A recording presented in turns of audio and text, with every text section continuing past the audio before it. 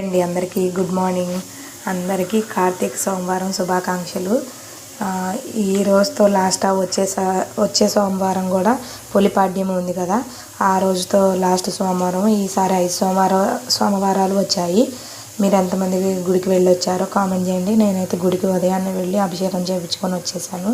ఈరోజైతే ఇంట్లో స్వామి ఉన్నారు కదా, అందుకని ఇడ్లీకి దోశకి నానబోసాను. ఇది రవ్వ, ఇడ్లీకి ఇది రవ్వ, ఇది మినపప్పు. దోశకేమో ఇది ఇట్లా నానబోసేసాను. ఇవి కొంచెం 2 గంటలు 3 గంటలు నానినాక వేసేసుకుంటే బాగా వస్తాయి. ఈరోజేమో స్వామికి దోసకాయ పప్పు, పచ్చిమిర్చి పచ్చడి, రైసు.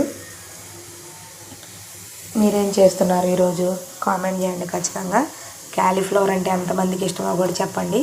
వీడియో నచ్చితే లైక్ చేయండి, షేర్ చేయండి, సబ్స్క్రైబ్ చేసుకోండి. Thank you.